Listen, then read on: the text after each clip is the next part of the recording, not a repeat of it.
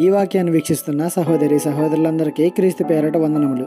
ఈరోజు వాక్యం ద్వారా దేవుడు మనతో చెప్తున్న మాట ఇదియుగాక, అపోస్తలుడు బహుబలముగా ప్రభు అయిన యేసు పునరుద్ధానము గూర్చి సాక్ష్యమిచ్చిరి. దేవుని కృప అందరి యందు అధికముగా ఉండిను. అపోస్తలుల కార్యములు 4:33. ఆ కాలంలో అపోస్తలులు దేవుని గురించి ధైర్యంగా ప్రకటించారు. ఎందుకంటే వారు క్రీస్తు పునరుద్ధానాన్ని వారి కన్నులారా చూచారు. కానీ మనం వారికంటే శ్రేష్ఠులం కదా. ఎందుకంటే చూచి నమ్మిన వారికంటే చూడక నమ్మిన వారు ధన్యులు అని మన యేసయ్య చెప్పారు కదా. కానీ నమ్మిన మనం ఆయనకు సాక్షులుగా జీవిస్తున్నామా?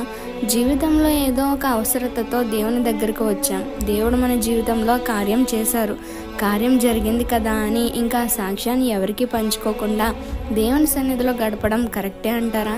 ఖచ్చితంగా మన సాక్ష్యాన్ని ఇతరులకు చెప్పాలి.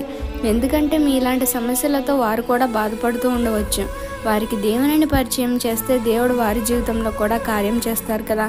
కాబట్టి మనకున్న సాక్షి జీవితాన్ని నిర్లక్ష్యం చేయకుండా ప్రభువైన యేసుక్రీస్తు రక్షణ వెలుగులోనికి అనేక మందిని నడిపించేవారుగా మనమంతా ఉండాలని మనసారా కోరుకుంటూ ఈ చిన్న సువార్త పరిచర్యలో మీ సహోదరులు. God bless you. ఆమేన్.